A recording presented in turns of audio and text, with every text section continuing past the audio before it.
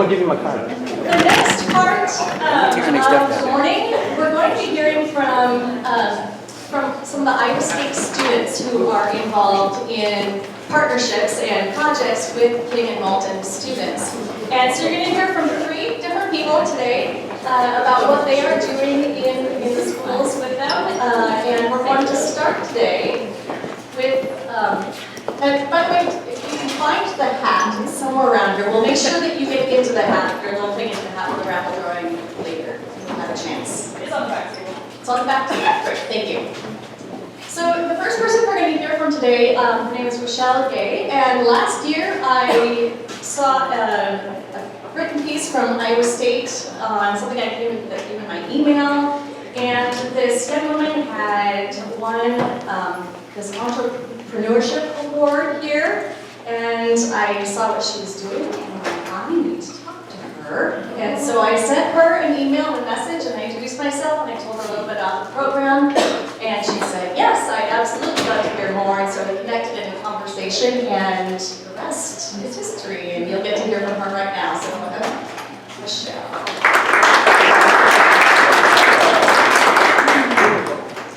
Thank you, Sherry. I'm so happy to be here.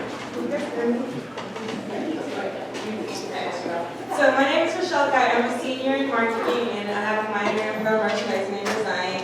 And right now, I am currently working on my fashion brand. It's called Vashalice Reloaded. I started it in 2017 after I had one of the hardest years of my life, probably. I didn't know what I wanted to do in life. I was just really, depressed at that time, dealing with family issues, dealing with school issues, dealing with just everything in general. And so the only way that I could just get my mind off everything that was happening was to look to fashion, design, and just art and just creativeness in general. So I created my brand. I named it Vashalice Reloaded because at that point I was just trying to become a better person. I was just trying to, fix every part of my life that I was lacking in, whether it was time management or, just keeping up with friends, keeping up with family, all different types of things. I was just trying to get better at that. And so I was trying to rebrand myself and, reload myself. So I got academically dismissed my sophomore year, and I was just like, whoa, I can't believe I really got to this point. So that's when, I had to just go through the obstacles to getting back into school, and I was like, this is my chance. This is my chance to really make something of myself. So I put in all my efforts into Vashalice Reloaded, and I wanted to inspire the community to become more, just focused on individuality and sustainability at that point. I was taking my old clothes, I was transforming them into something new. I just wanted people to know that, if you have a dream, you can follow it, and you can accomplish it if you just put your mind to it. And so, my junior year, second semester, I was in a class, Awesome 474. It was an entrepreneurship class, and I was working on my business plan for my own brand. And at the end, we had a showcase where we showcased the brand and what it's about, and we did like a 7-minute pitch to the judges. And I ended up winning that, and that's when Sherry found out about me and my brand, because I was featured in an article. And we talked, and I was telling her, yeah, I want to open up my own workshop in the future. I want to help people in the community. I want to inspire people. I want to give people an outlet to be creative and to do things out of the ordinary, and it's going to be a safe space for them. And so she told me that I can do basically anything that I wanted to do in the classroom. I created a work plan, and so it was an 8-week work plan, and the first week, we just introduced ourselves, the kids. I worked with Malton Elementary, 4th and 5th graders, so we introduced ourselves. We did a name tag. In the front, they did their name, and then in the back, they did what their biggest dream was, and I let them dream big. Like, some of them wanted to be a YouTuber, some of them wanted to be a dentist, a doctor. She put like 7 things down. She wanted to be words that I didn't even know what it was.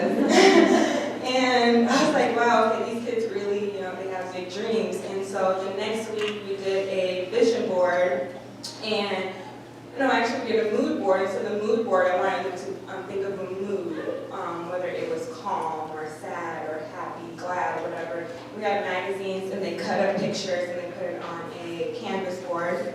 And they were pretty cool. This one kid cut out pictures of people and then cut out pictures of like dogs' heads and cats and put it on the people. It was really fun and cute.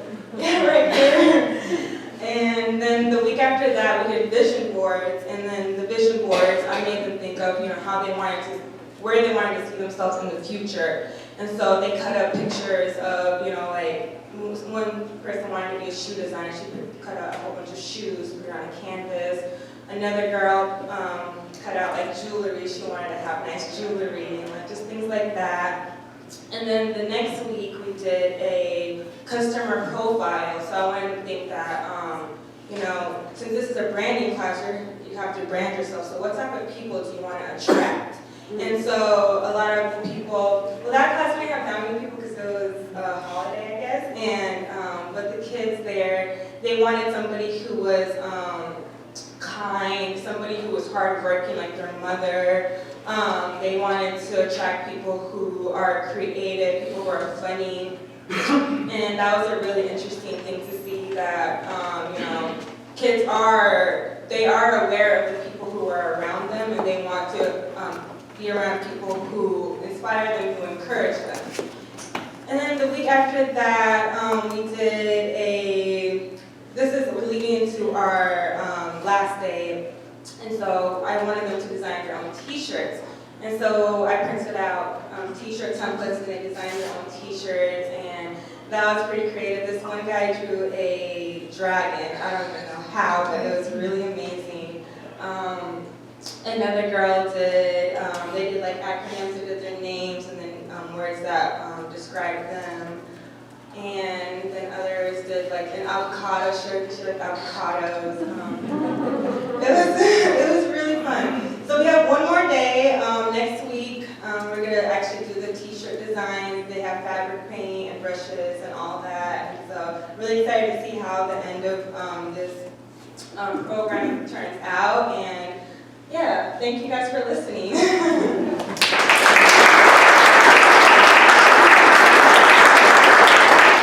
Thank you, Vashelle. Next, we are going to hear from Vashalice Howard, and there's emails that get sent out in newsletters. I read them. Not all of them, but a lot of them I'm looking for the features and people that I think would be really good to have in this program. And she was featured in the Happenings, the Human Sciences e-newsletter one week. And I remember reading through it, and she's going to tell a little bit about her story, but when you hear her story, you'll see why I reached out to her to see whether she would want to be connected. We met once, and again, here we are. So, are you all ready? Here we go. Vashalice Howard.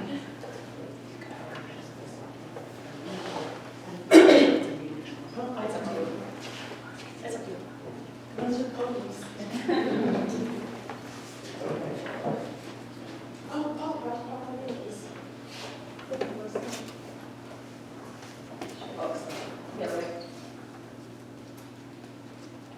Okay, so, hi, everybody. Good morning. I hope everybody's doing well. Sherry just stated, my name is Vashalice Howard, now Vashalice Kaaba. I got married not too long ago, so I'm in the process of doing the whole name, switch over name.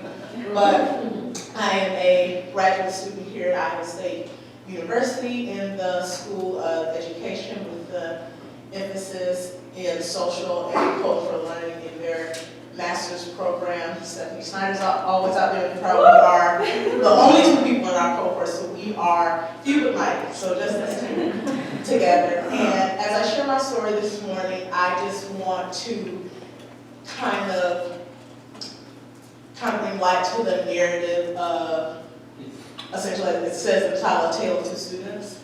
So typically, when you think of what a college student is or should be, you have a particular student or the archetype of a student in mind.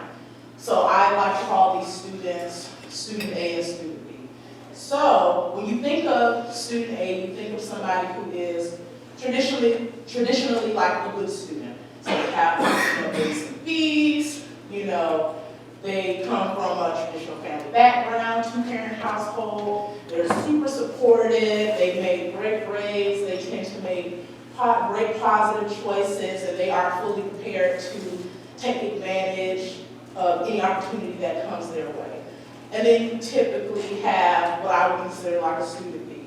So someone who may or may not struggle academically, someone who is afraid to ask for help or just simply does not know how, given the context in which they are in.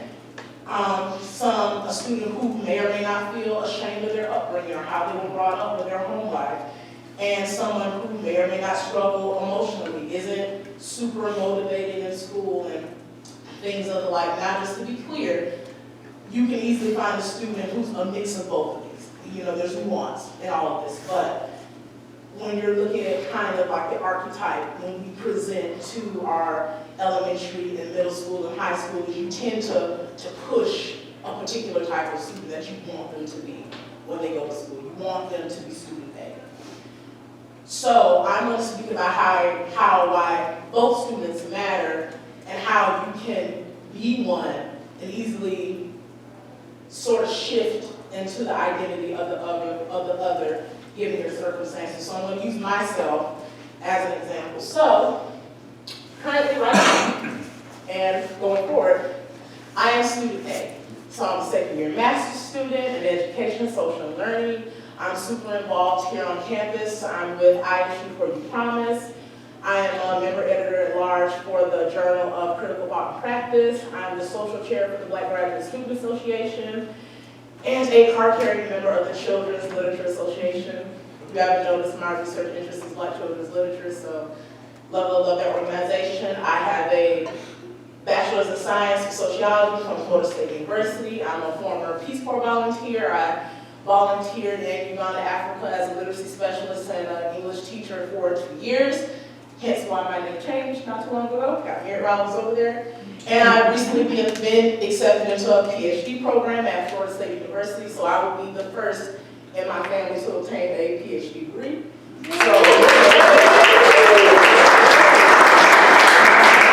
So, you know, on paper and, you know, all of that sounds great now, but when I left high school, and for the most part I was a student in high school as well, when I got to college, this is me, the couple days before graduation, this was me in college.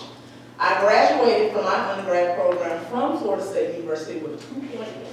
I literally just left with my degree and that was it. I was dismissed from Florida State University 2 separate times due to not following my academic probation plan. I grew up in a single parent home. I was raised by my mother and grandma. My mother did not finish college and my grandmother only had an 8th grade education. So yeah, that was a lot. But even with that, again, when I went to school, I wasn't necessarily ashamed of them, but just the fact that compared to my other peers, you know, I fit that stereotype. You know, I'm Black, I'm a woman, single parent home, mostly, you know, a matriarchal household. So I was ashamed of, like, you know, being like straight up and down, I fit that stereotype. And when I graduated, literally when I walked across the stage, I did not even have my degree. I had to go home, do 2 online classes, make a C average or both to obtain my degree. So, I say all that to say, when we present to our young students what college looks like, it will behoove us to be very transparent and letting them know that it's okay to be student B. There's nothing wrong with being student B because I was student B and I turned into this now. So, I say all that to say that college will look different for every student.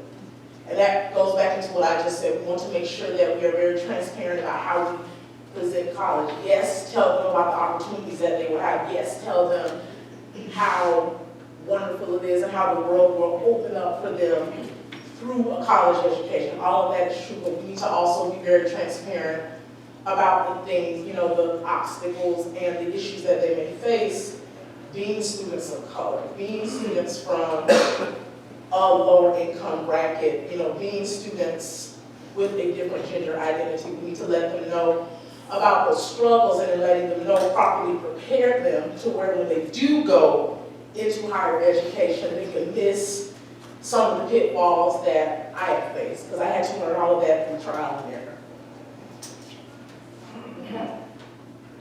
So, as a group, since we are all together and making sure that the students from King and Moulton both make it into higher education, here are some things that we can do as a unit to better prepare them.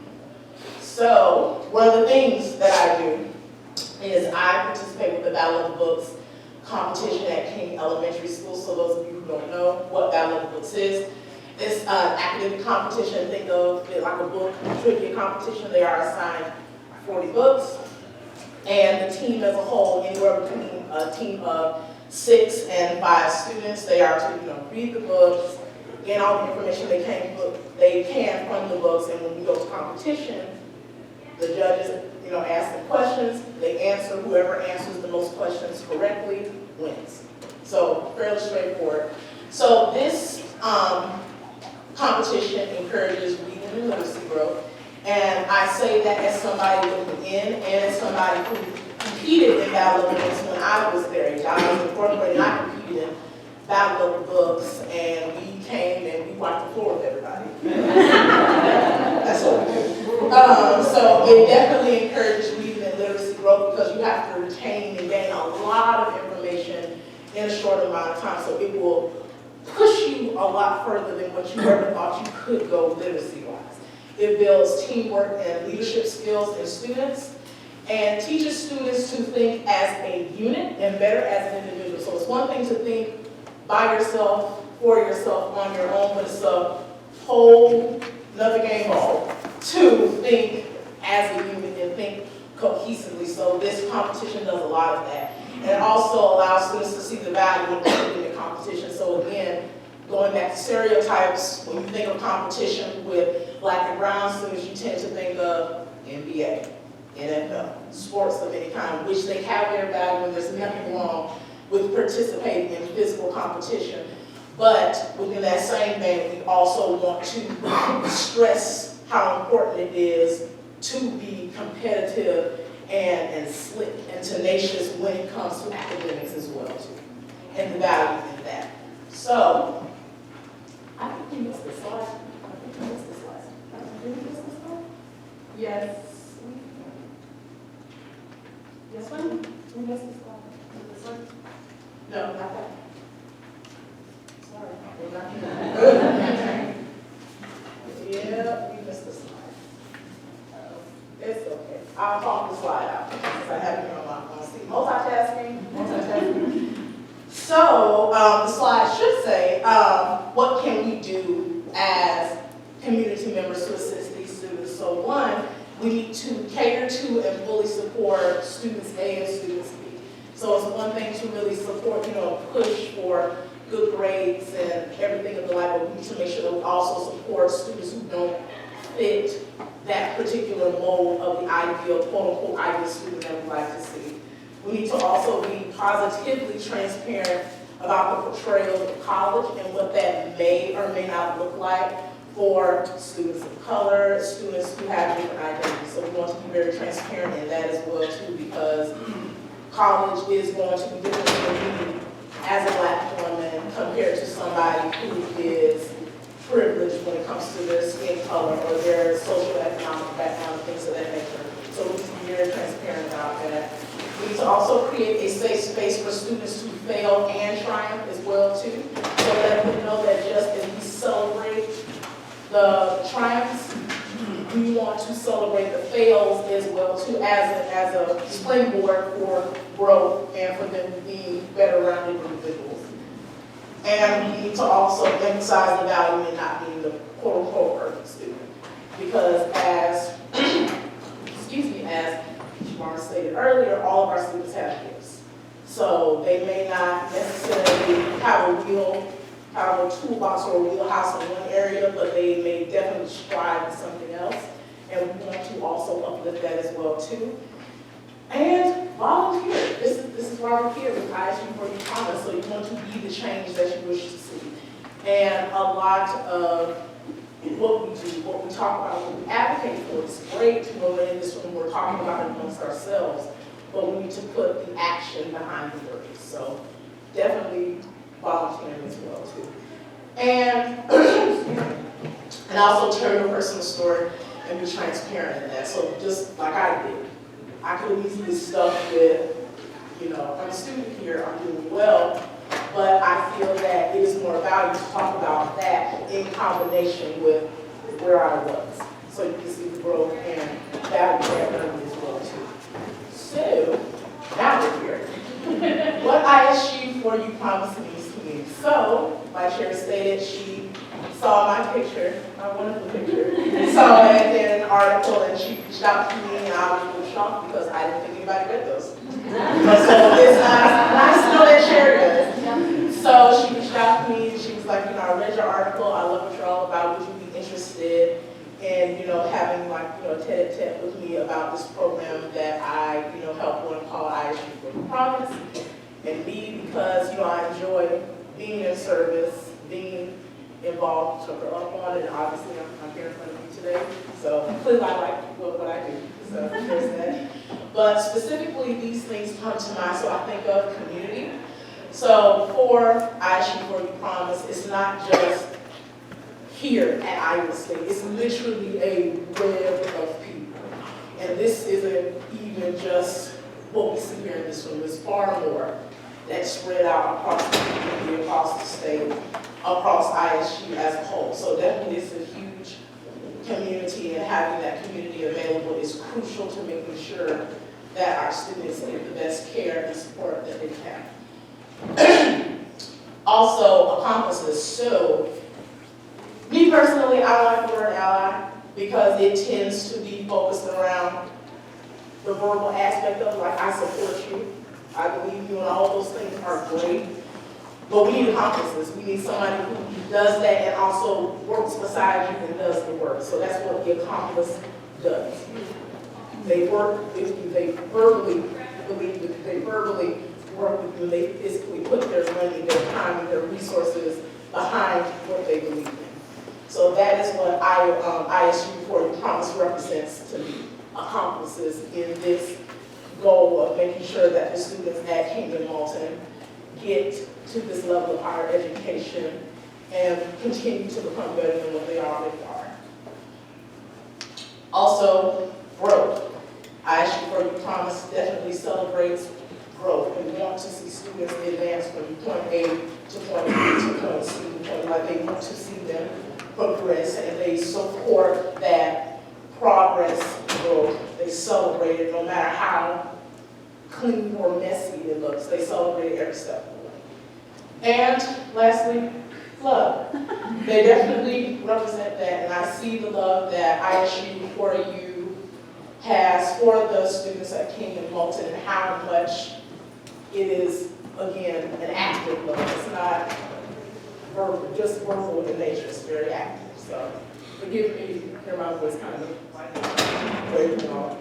But these are the things that I think about, or what ISU for You Promise means to me, and what made me want to volunteer, made me want to work with King Elementary, made me want to coach the team and see those students grow, progress, and yeah.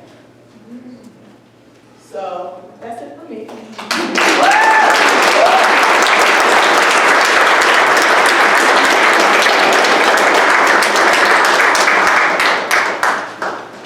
Such great people here today. Thank you, Vashalice. And next, we're going to hear from McDermott.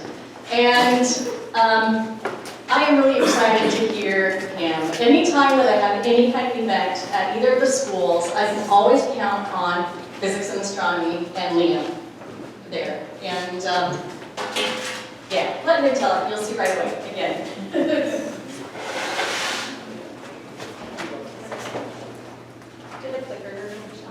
Oh, no, I don't know about voting.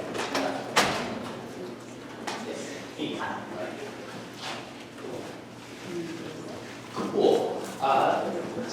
I'm here to talk to you guys about what keeps me up at night. So we need to talk about physics for just a couple of seconds, because this is a very dirty word to most elementary schools, most middle schools, most high schools, most colleges. And so, what I like to think about with physics, essentially, there's a poet, his name was Avil, and he wrote that the universe does not exist to be held. You cannot hold the universe. Instead, it exists to be felt, and it exists to be sensed. And we may never know exactly what he meant by that. We may never know really much of anything he said. His poets tend not to like to be understood. They tend to speak in metaphor, and I, for one, do not deal with metaphor. Teach physics. So, I tend to like to think about things in a very, very literal sense. I'm here to tell you that the universe does in fact exist to be held. And that's what this science teaches us, is that the universe exists to be held in your hand and played with and toyed with. Because someone once told me that mathematics, the study of mathematics, exists as essentially a way to create your own universe, to play with it, to toy with it, and to figure out how it works yourself. Physics takes that universe and it makes it ours. And this is a very, very important thing for children to know in any aspect of the word, is that they need to know that the universe exists not just to be looked at, not just to be lived through, but to be experienced and to be held and to be played with and to be manipulated. And that's why I love physics a whole lot. And it amazes me that a lot of people don't have the same love for the science that I fallen in love with in every aspect of that word. And partly, I blame it on the fact that classroom physics has not changed much in the past 200 years. If you teach physics in high school, if you've ever taken physics in high school, you know that it is very boring. You know that physics hasn't really changed. The most recent topic that you will cover in high school, and this is not even including middle and elementary school, is in 1865. That is the most recent topic that is covered. Maybe if you've taken AP Physics B, you would know that it kind of covers Einstein a little bit. But 1865, in order to teach a subject and end at 1865 is equivalent of teaching history and ignoring Germany. Germany did not exist when we stopped physics. It's essentially teaching biology and ignoring cells, just pretending they didn't exist. And that's a big problem I have.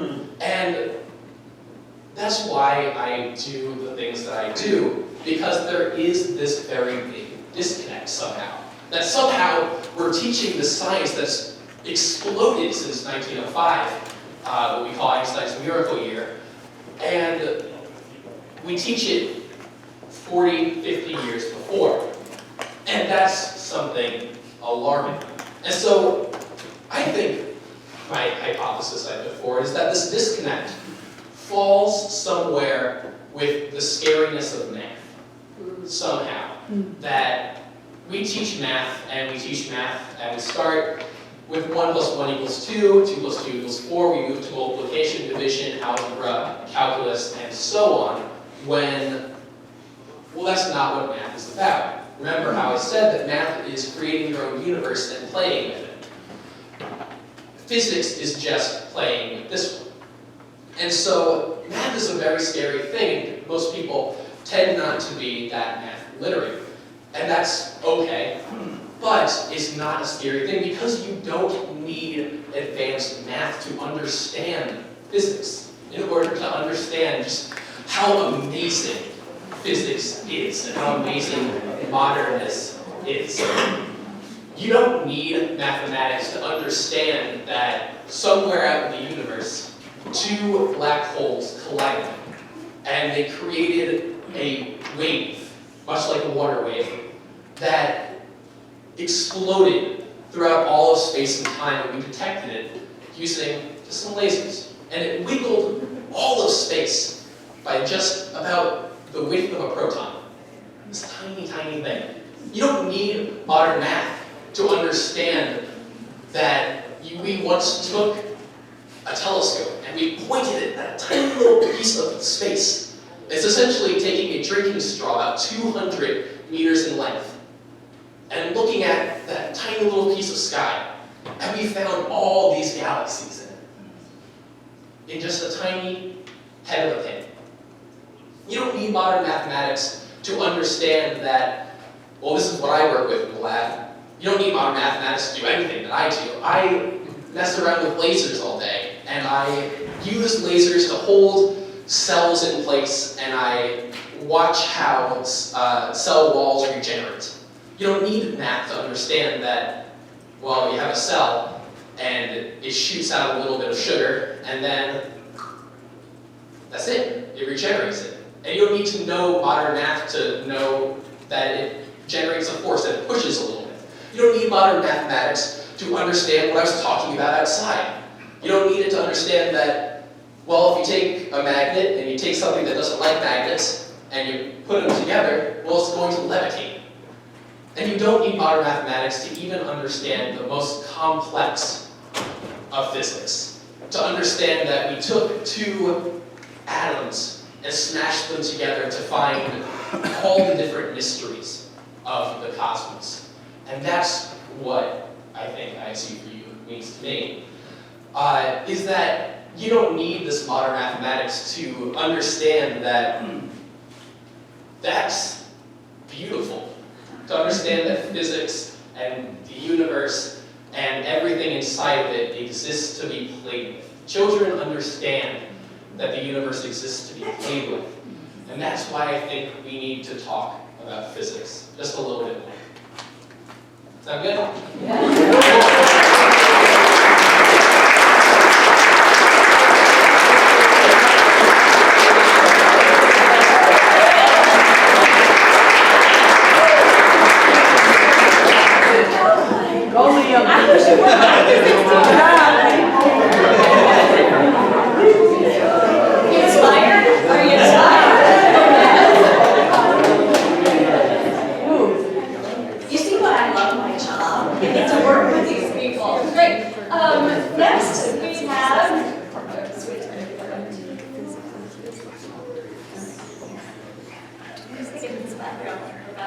Here we go. Next, I am really excited to introduce to you Jake. And